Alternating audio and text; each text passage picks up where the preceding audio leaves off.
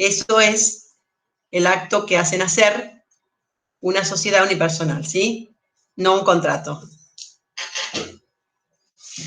Entonces, recapitulando, les decía que el artículo primero de la ley 19.550, reformado por la ley 26.994, que entró en vigor el 1 de agosto del 2015, dice, habrá sociedad cuando cuando una o más personas, en forma organizada,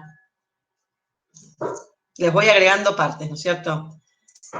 También es importante que sepan que la expresión personas ha sido muy criticada por la doctrina, porque en realidad cuando hablamos de un contrato no hablamos tanto de personas, sino de partes como centros de intereses.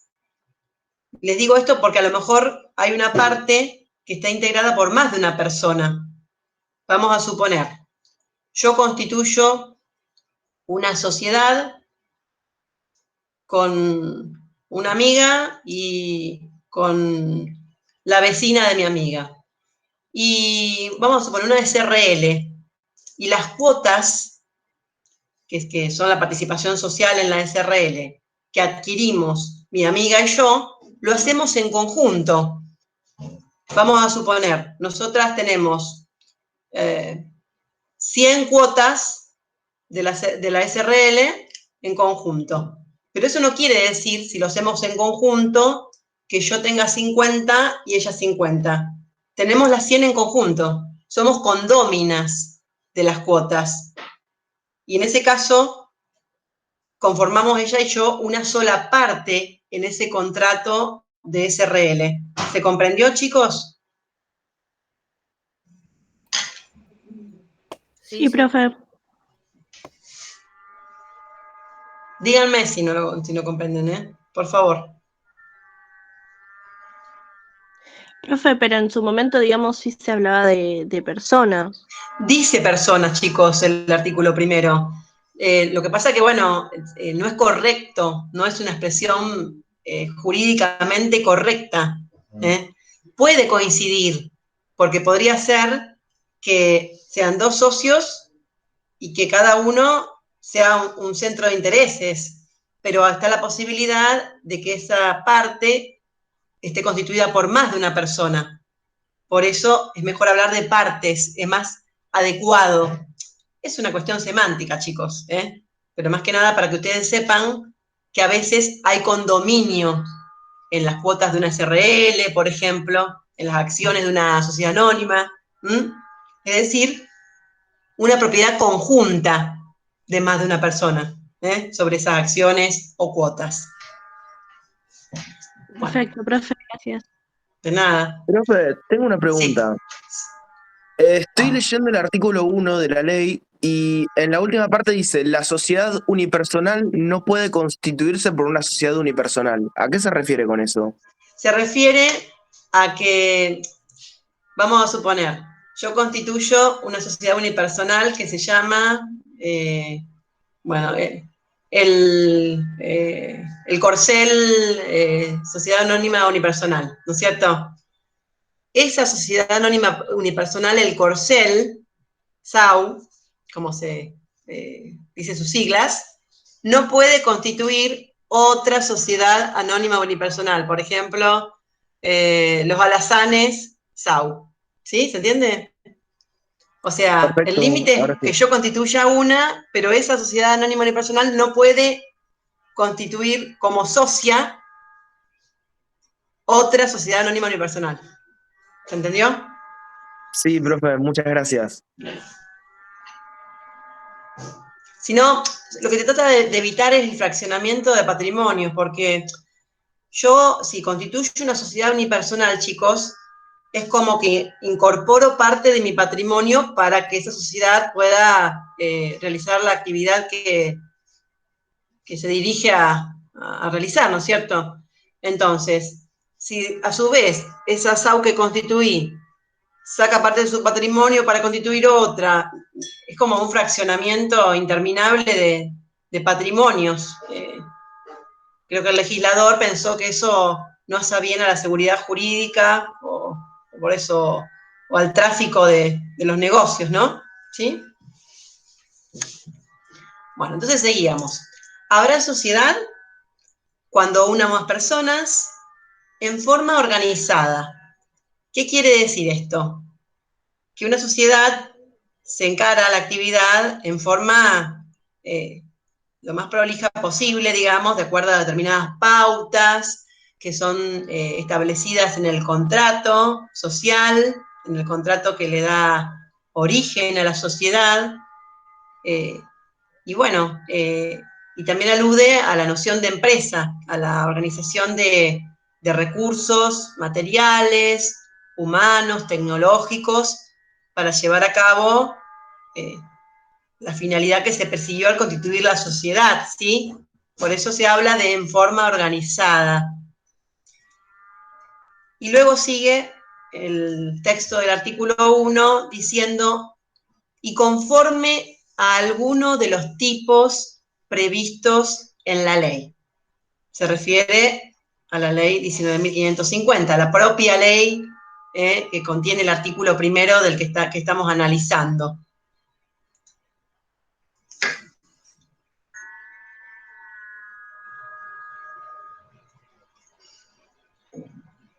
Entonces, cuando hablamos de conforme a alguno de los tipos previstos en la ley, hablamos de lo que se llama tipicidad, chicos, que es un concepto muy importante y que implica la sujeción de la sociedad a una determinada normativa. Cada uno de los tipos previstos en la ley 19.550, y que los vamos a estudiar en detalle, al pasar se los menciono, no se preocupen en tomar nota porque los vamos a ver uno a uno después, que son la sociedad colectiva, la sociedad en comandita simple, la sociedad de capital e industria, la sociedad de responsabilidad limitada, la sociedad anónima, dentro de esta, la anónima con participación estatal mayoritaria, ¿sí? La sociedad en comandita por acciones. Yo constituyo una sociedad bajo alguno de esos tipos, cumpliendo los requisitos que impone la ley, y bueno, la ventaja que voy a tener en ese caso es saber a qué me atengo, tanto como socio, sé qué derechos voy a tener, qué obligaciones, cómo va a funcionar la sociedad, etcétera, etcétera. Y también esa seguridad jurídica que conlleva la tipicidad trae beneficios para los terceros que contratan con la sociedad, que van a saber de antemano cómo responden los socios por las obligaciones de la sociedad, por ejemplo, quién es el que va a poder contratar por la sociedad, quién la representa, a eso me refiero. Cuando hablamos de representación en las sociedades, estamos hablando de quién es el que tiene la facultad de obligar a la sociedad frente a terceros, ¿sí? Entonces, eso es útil. Yo sé, por ejemplo, que si contrato con una sociedad de responsabilidad limitada, el que tiene que firmar el contrato es el gerente. Si viene cualquiera de los socios y dice, yo te contrato, y es un riesgo, quizás después no me quieren pagar los honorarios, ¿sí?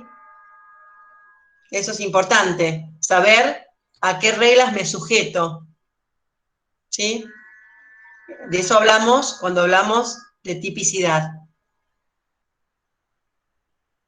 ¿Se comprendió, chicos? Sí.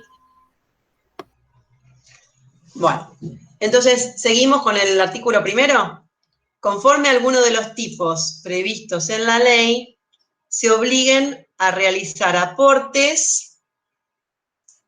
Esto también es muy importante en nuestra materia. Sin aportes no hay sociedad. ¿Cómo funciona una sociedad si no tiene los recursos para llevar adelante su actividad? Imposible, ¿sí? La realización de aportes tiene que ver con un elemento específico del contrato de sociedad, que es justamente lo que se llama fondo común, chicos. Y que lo vamos a ver en esta misma unidad 2. Pero ya les adelanto que por eso los aportes integran lo que se llama fondo común, ¿sí? ¿Se entiende, chicos? O sea, yo constituyo una sociedad, por ejemplo, para fabricar bancos de madera. Y lo hago con mis 2 vecinos. Si no ponemos dinero, si no aportamos, si pueden ser, por supuesto, puede ser dinero, pueden ser bienes en especie, me refiero a inmuebles, maquinarias, materia prima, ¿sí? Pero que tengan valor económico y que me procuren poder realizar la actividad que es el objeto de la sociedad, ¿sí? ¿Se entiende? Profe, Sí. y si en este caso, por ejemplo, que usted dio, una de sus vecinas se compromete a realizar el trabajo en sí, digamos, ¿no sería como de capital industria? Sí, bueno, eso también lo van a ver cuando vean las características de los distintos tipos. En la de capital e industria, el socio industrial, que es una de las 2 categorías de socios que existen en esa sociedad, solamente aporta su trabajo, exclusivamente, ¿sí?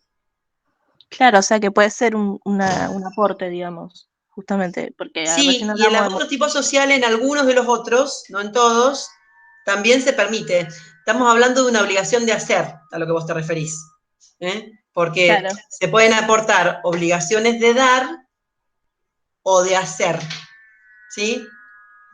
O sea, en el derecho civil conocemos 3 tipos de obligaciones, básicamente. De dar, que puede ser de dar en propiedad o en uso y goce. ¿Qué quiere decir esto último? Te lo doy para que lo uses, pero la propiedad sigue siendo mía.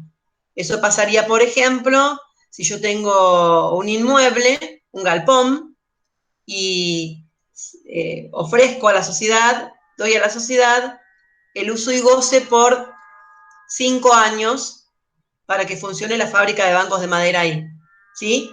Pero la dueña sigo siendo yo. ¿Se entiende? Entonces, de dar o de hacer también. No se admiten en las sociedades aportes de no hacer, que es otra de las categorías de obligaciones que se conoce en el derecho civil. O sea, yo me puedo obligar a dar algo, a hacer algo o a no hacer algo. ¿Sí? ¿Se entiende? A abstenerme de hacer algo, no hago. Esta última no está permitido como aporte en las sociedades, entre nosotros por lo menos. ¿Se entendió? sí, gracias, profe, entonces. Entonces, se obliguen a realizar aportes para aplicarlos a la producción o intercambio de bienes o servicios. Sigue rezando el texto del artículo 1 de la ley. Esto refiere a que, bueno, comúnmente las sociedades son un medio utilizado entre nosotros para encarar actividades económicas, ¿sí? Pero no siempre es así. Tienen que tener en cuenta que a veces las personas constituyen sociedades para lograr otro tipo de ventajas, que no son ganancias económicas puramente, sino, por ejemplo, les doy el ejemplo de que se pusieran varios científicos, constituyeran una sociedad para investigación. Entonces, la ventaja que van a obtener con esa sociedad va a ser el provecho que les va a dar los avances de la investigación que están haciendo en conjunto, ¿sí? Poder conseguir los materiales para... Perdón.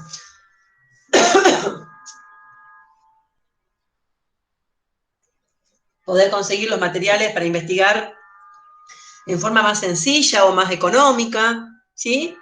No siempre hablamos de producción o intercambio de bienes y servicios, pero bueno, como es lo más habitual, se mantuvo en el texto, en la definición del artículo 1 de la ley. Entonces, para aplicarlos a la producción o intercambio de bienes o servicios, participando de los beneficios y soportando las pérdidas. Esto último es muy importante, chicos, porque es el elemento que en la mayoría de las oportunidades nos hace distinguir a la sociedad de otros contratos similares.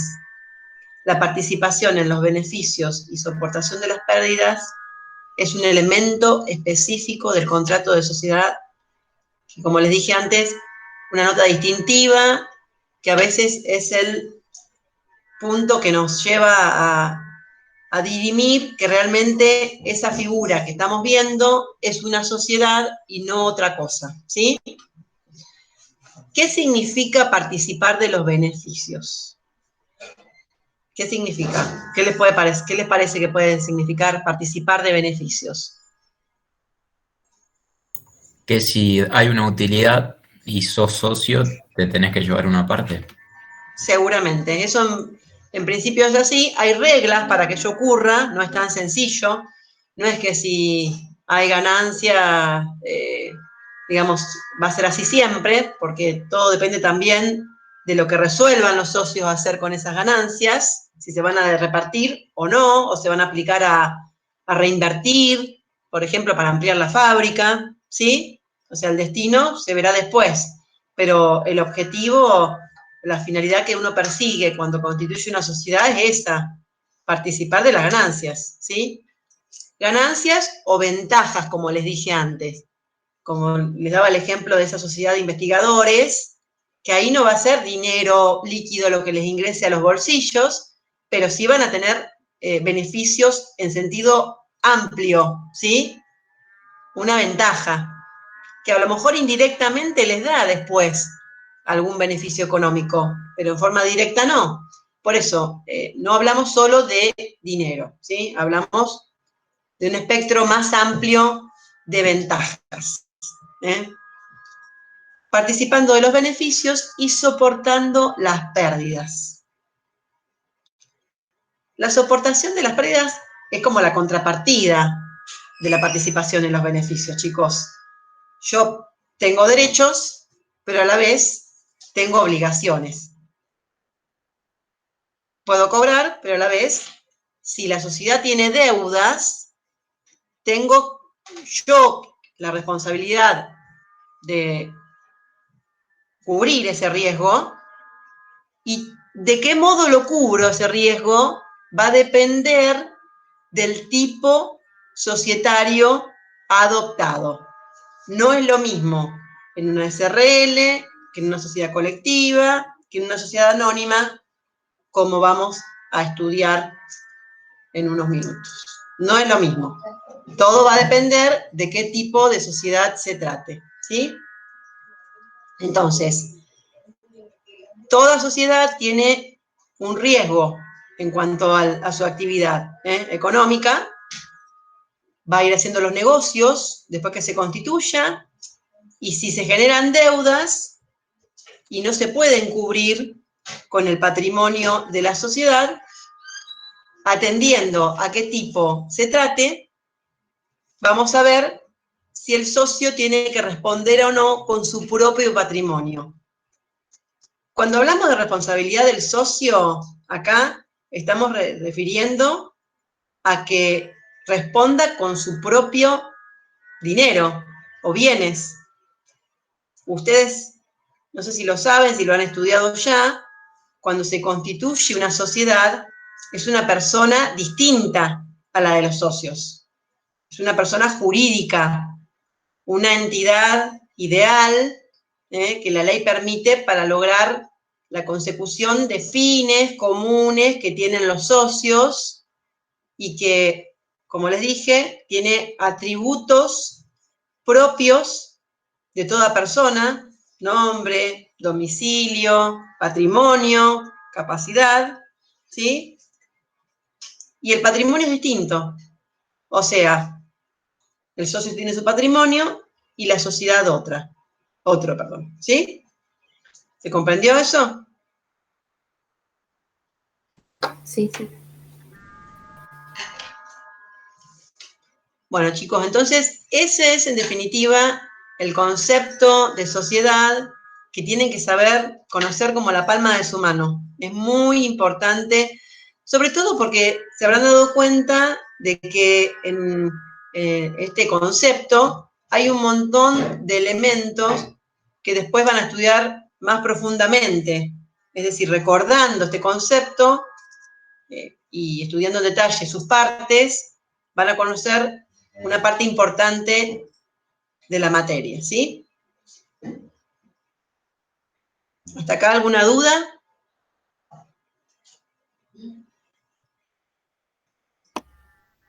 No, profe. No, profe, se entendió hasta ahora.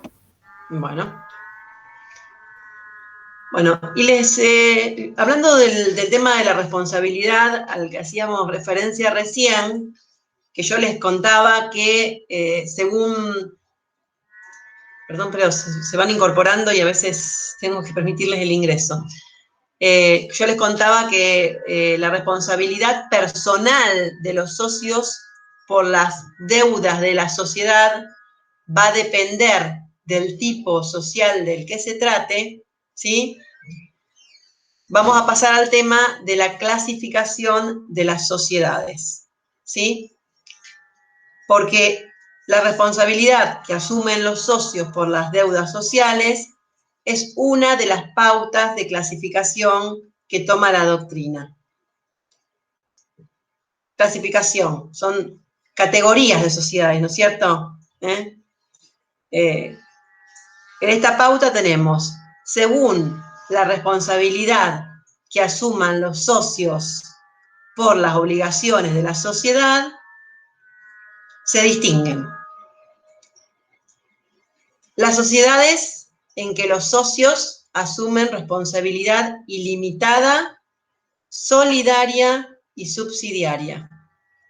Esto también es muy importante que lo sepan bien, chicos. ¿Qué significan estos tres términos? Solidario, ilimitado, subsidiario. Cuando hablamos de solidaridad en las obligaciones, nos referimos a que cada uno de los deudores solidarios responde por el total de la deuda. Ejemplo, mi vecina y yo somos deudoras solidarias porque compramos un auto, un utilitario, para hacer delivery de tortas que hacemos, ¿no es cierto? Y nos comprometimos solidariamente ella y yo a pagar el precio de ese utilitario. ¿Qué quiere decir que seamos deudoras solidarias?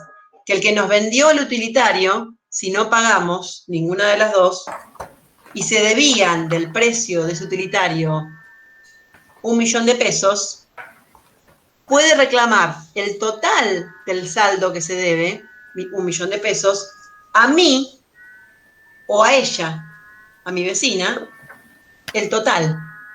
¿Se entendió?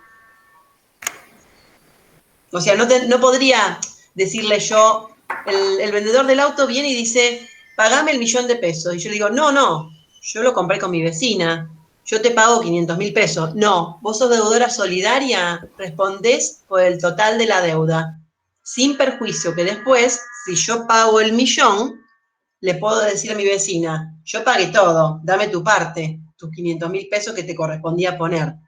¿Se comprendió, chicos? Sí, profe. Sí. Solidaridad significa que frente al acreedor, es decir, a la persona a la que uno le debe, tanto uno como otro deudores solidarios, si el acreedor se los pide, tienen que pagar toda la deuda. ¿Sí? Solidario. Ilimitado. ¿Qué quiere decir ilimitado? Que tengo que pagar toda la deuda con todos mis bienes. ¿Sí? Ilimitado quiere decir que respondo con todo mi patrimonio. ¿Se entendió? Vamos a suponer, en este mismo caso que yo les contaba antes, yo compré con la vecina el utilitario, se debe un saldo de precio de 1 millón de pesos. El vendedor del auto me dice, pagame el 1 millón de pesos completo, solidaria, soy, sí. Y yo le digo, no, porque esto es una SRL, entonces yo puse solamente 500.000 pesos, aporté, y bueno, y yo puedo poner otros 500.000 pesos. No, respondés con todo tu patrimonio, ¿sí? No hay excusas. Respondo por toda la deuda y con todo mi patrimonio. Responsabilidad solidaria e ilimitada. Y subsidiaria, esto es muy importante, chicos, quiere decir que yo respondo en subsidio de la sociedad. Es decir, si la sociedad no puede pagar. O sea, que la responsabilidad del socio en las sociedades en que estos socios tienen responsabilidad ilimitada, solidaria y subsidiaria, no es directa. Vamos a suponer, el emblema de estas sociedades en que los socios tienen responsabilidad ilimitada, solidaria y subsidiaria es la sociedad colectiva, chicos. Es el paradigma. Entonces, en una sociedad colectiva, vamos a suponer que esta sociedad colectiva compró ella el utilitario, debe 1 millón de pesos. Y no tiene bienes, no tiene inmuebles, no tiene otros rodados más que ese que está prendado y no sirve, no alcanza para pagar, no tiene fondos en el banco, no tiene créditos a cobrar, no tiene nada. Entonces, ahí recién el acreedor de la sociedad colectiva de la que hablamos puede pedirme a mí, que soy socia colectiva, que pague en subsidio. ¿Sí? ¿Se entendió? Que la responsabilidad de estos socios no es directa por las obligaciones de la sociedad, sino subsidiaria. ¿Está bien? Entonces, repasando, en la clasificación de la que hablamos, de que los socios tienen responsabilidad ilimitada, solidaria y subsidiaria, en esta categoría encontramos a la sociedad colectiva, que es, como les dije, el emblema de estas sociedades con responsabilidad ilimitada, solidaria y subsidiaria de sus socios, la sociedad de capital e industria. Esta responsabilidad se aplica solo al socio capitalista, como vamos a ver más adelante. La sociedad en comandita simple,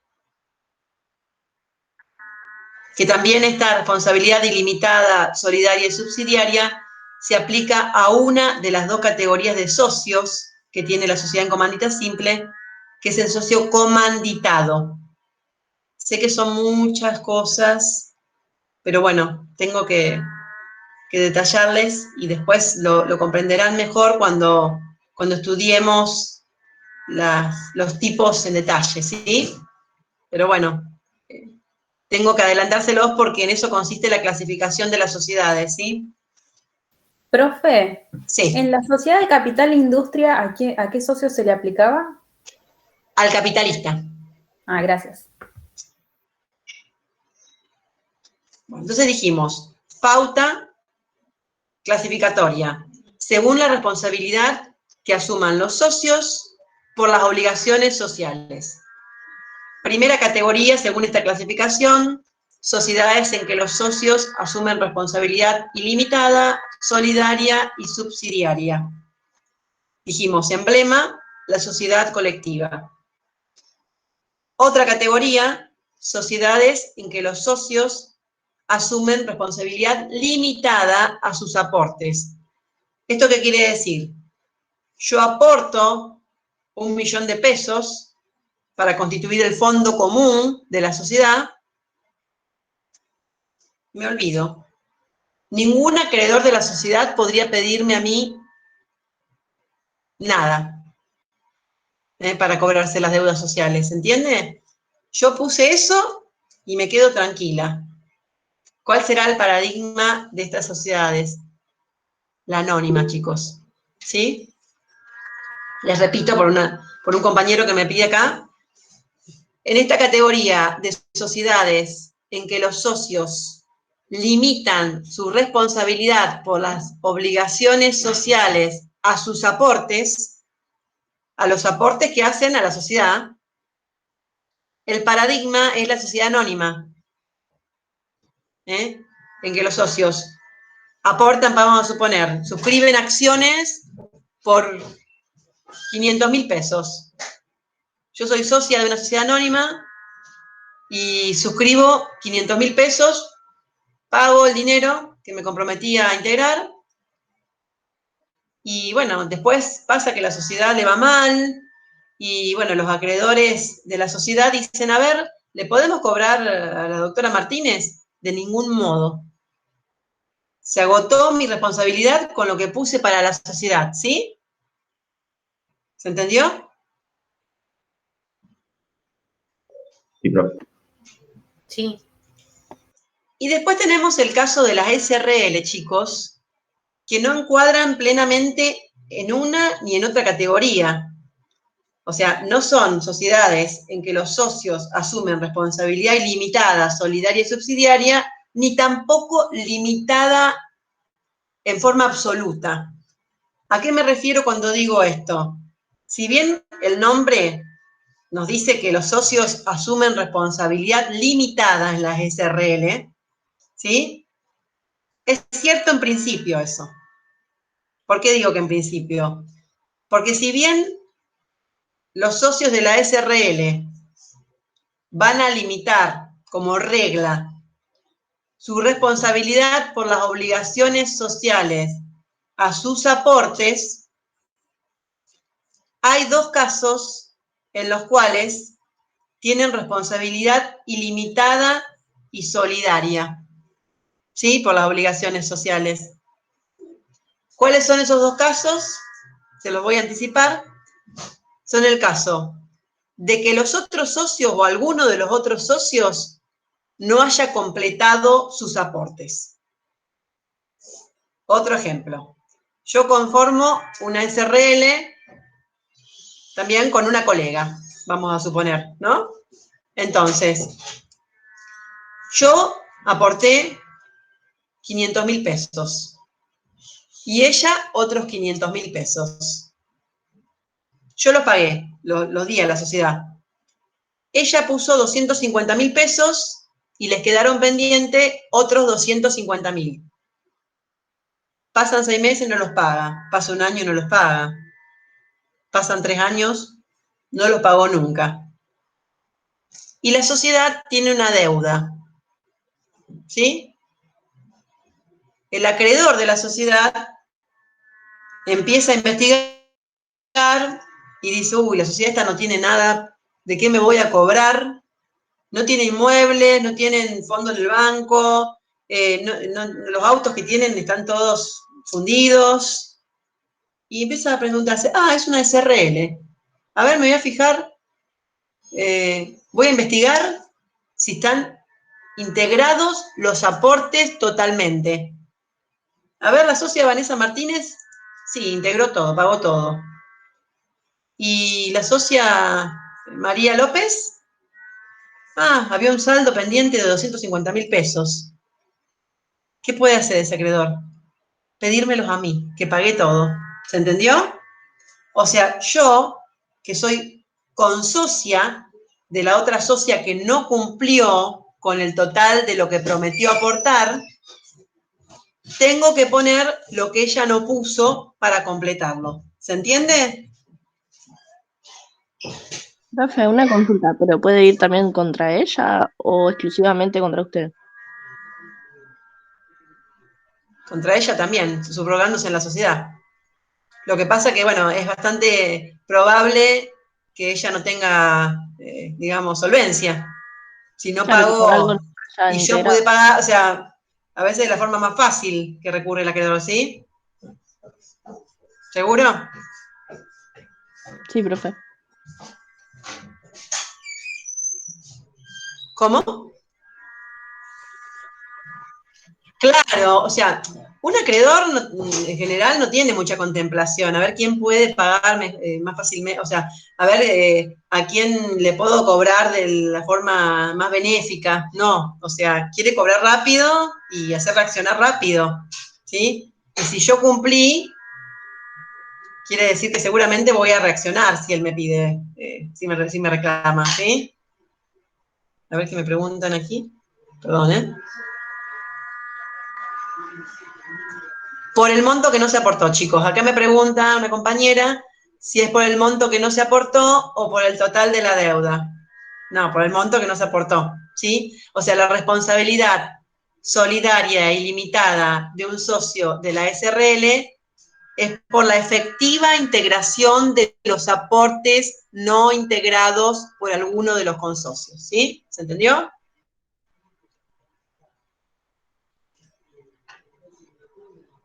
Sí, profe.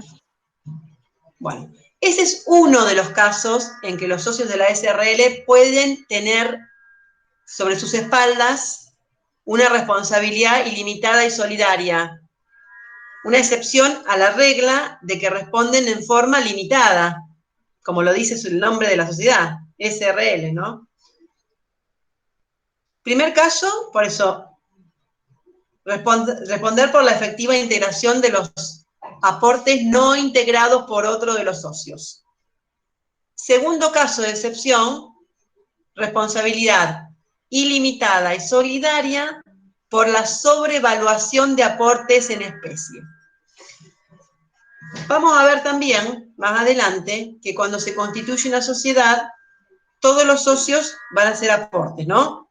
Para conformar ese fondo común necesario para que la sociedad realice su actividad, ¿no?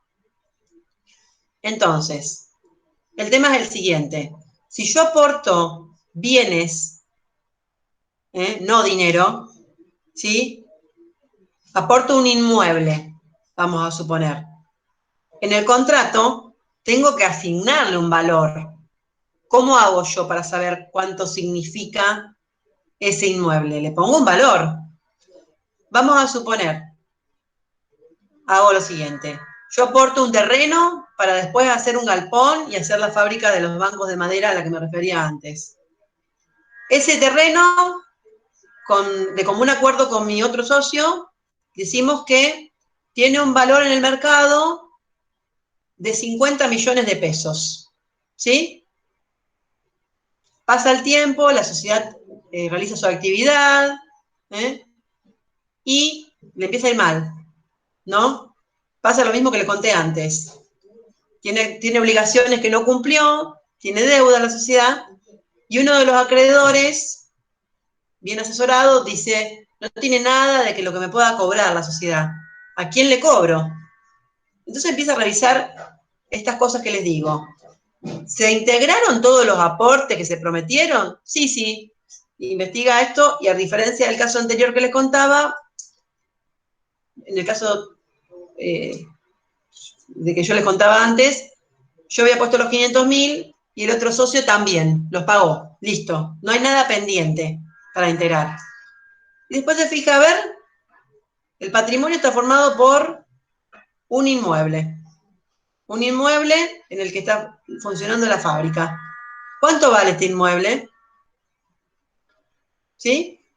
¿Cuánto vale? Se fija, pregunta a un tasador inmobiliario y le dice, y vamos a suponer una economía de estabilidad, chicos, porque si hablamos de la inflación y de las fluctuaciones de Argentina, no valdría ningún ejemplo de estos, ¿sí?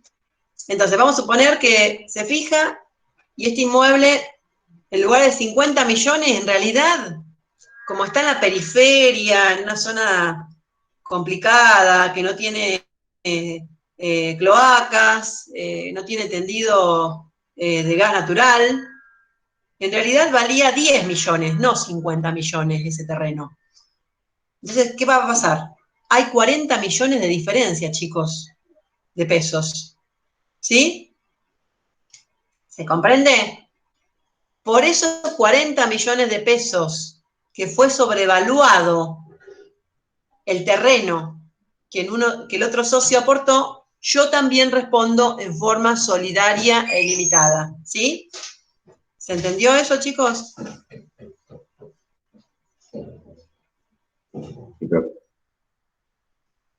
Bueno, entonces, esos son los dos casos en que los socios de la SRL van a responder en forma solidaria e ilimitada y que conforman excepciones al principio según el cual la responsabilidad de los socios de la SRL por las obligaciones sociales es limitada a los aportes que suscriban e integran. ¿Sí? Profe, ¿le puedo hacer una pregunta? Sí, claro. En este caso de la sobrevaluación, ¿por la diferencia esa responden los dos socios o solo el que no, o digamos el que no dio el bien? Los dos. Los dos. Como les decía, por eso estoy hablando de, porque el otro, digamos, cumplió su parte. Claro. Por eso digo que él tiene responsabilidad ilimitada y solidaria con algo que en principio parecería que le fuera ajeno, pero no. Por disposición de la ley va a responder, porque él también consensuó en fijar ese valor que estaba excedido, ¿sí? Claro, como estuvo de acuerdo. Bien. Claro, si no, no se hubiera fijado ese valor. Listo. Bueno, chicos, entonces, en líneas generales, esa es la clasificación de las sociedades según la responsabilidad que asuman los socios por las obligaciones sociales, ¿sí?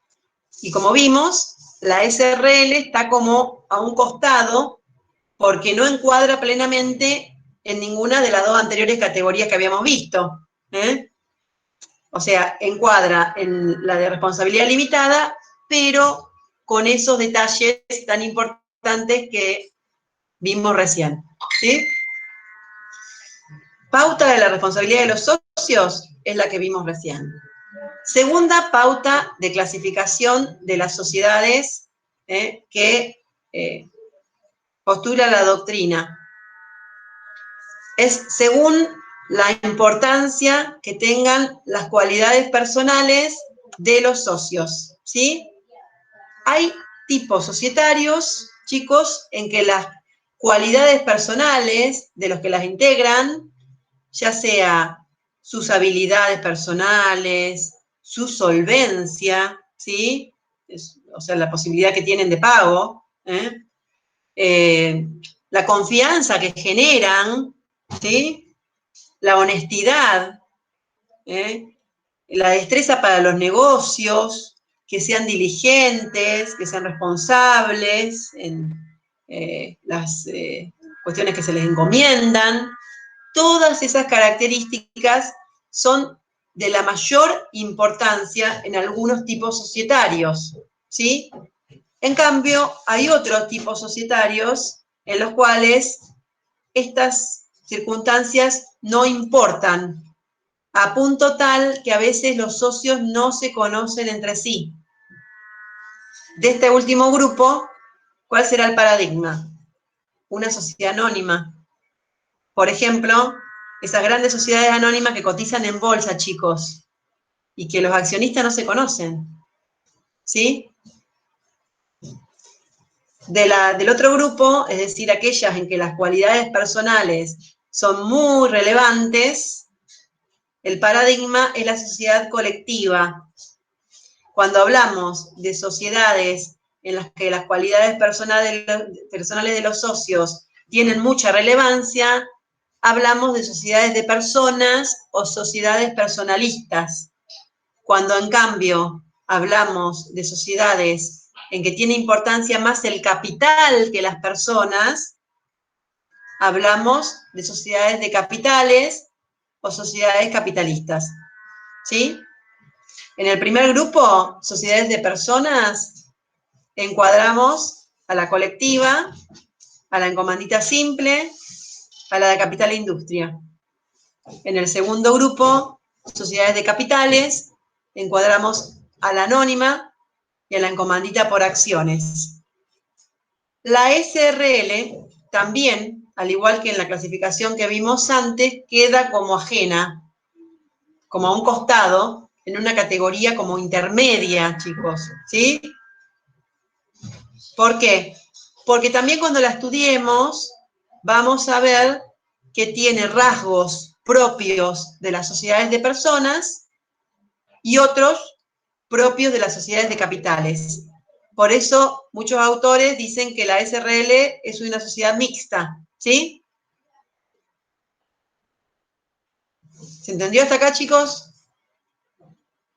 Sí, profe. Sí.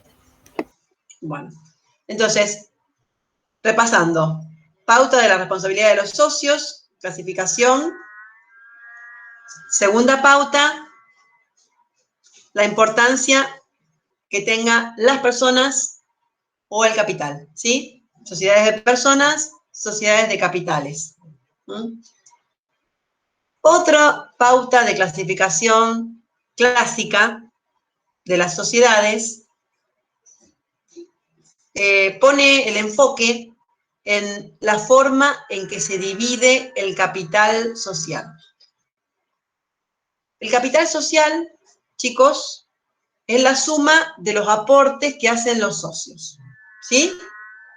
Eso es lo que se denomina capital social, que también lo vamos a ver después más profundamente al tema, pero les adelanto para que comprendan a qué me refiero cuando hablo de capital social, ¿sí?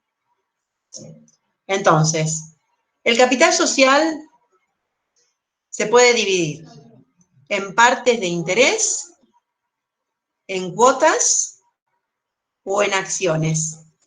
En el derecho argentino estoy hablando, ¿no? En las sociedades de personas, chicos, el capital se divide en partes de interés. Hablamos de colectiva, en comandita simple, de capital e industria, ¿sí? Las partes de interés representan la participación que tiene el socio colectivo, por ejemplo, en la sociedad. Y esa participación puede ser desigual. Por ejemplo, yo y dos colegas formamos una sociedad colectiva. Yo tengo el 35%, otra tiene el 25% y otra el 40%, ¿sí? Y así hacemos el 100% del capital social. Partes de interés pueden ser desiguales. Pueden ser iguales también, ¿eh? Pero admiten ser desiguales. Y lo que es muy importante que tengan en cuenta en cuanto a las partes de interés, que son las porciones en que se divide el capital de las sociedades de personas, ve que está todo relacionado, chicos, es como un gran entretejido, ¿sí? Por eso es importante que no avancemos si no se entendió algo. Entonces les decía, las partes de interés pueden ser desiguales, y lo que es muy, pero muy importante que ustedes sepan es que, como justamente son las partes en que se divide el capital en las sociedades de personas, en las cuales tienen mucha importancia las cualidades personales de los socios, ¿qué les parece a ustedes? Esas partes de interés, ¿se podrán pasar a un tercero sin ninguna condición? No. No, porque eso significaría, si yo permitiera que cualquiera de los socios colectivos, por ejemplo, le ceda su parte de interés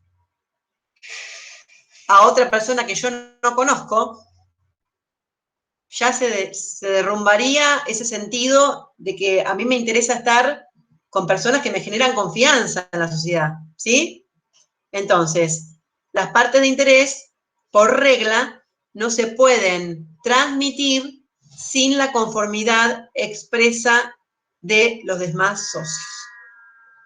Salvo que el contrato diga otra cosa y lo permita. Pero por regla, las partes de interés no se pueden transmitir a un tercero sin la conformidad de los restantes socios.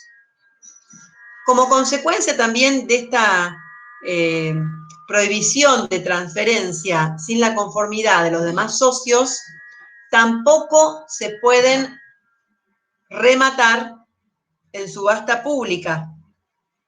¿A qué me refiero con esto, chicos?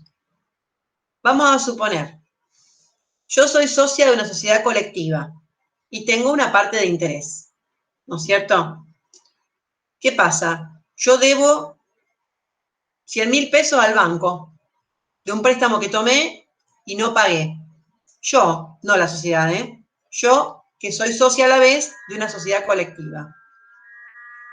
El banco me hace un juicio para cobrarse esos 100.000 pesos con los intereses, honorarios, todo lo demás.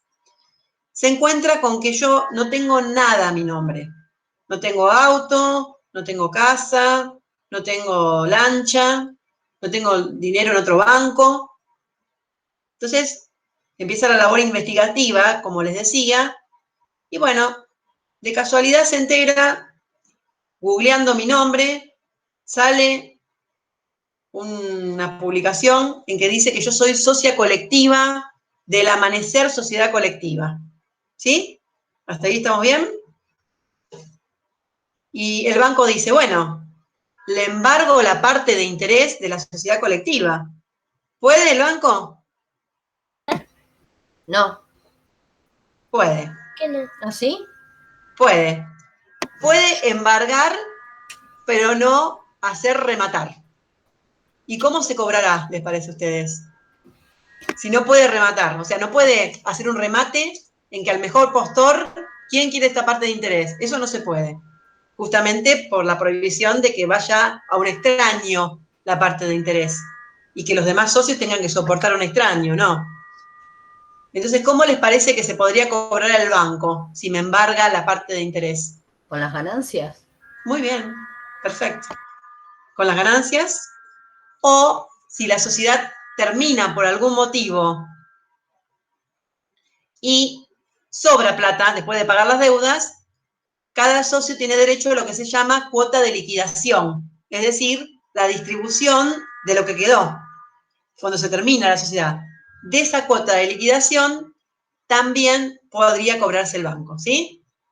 Es decir, de lo que produce esa parte de interés, ¿se entiende? Sí, profe, se entiende. Bueno, eso por un lado.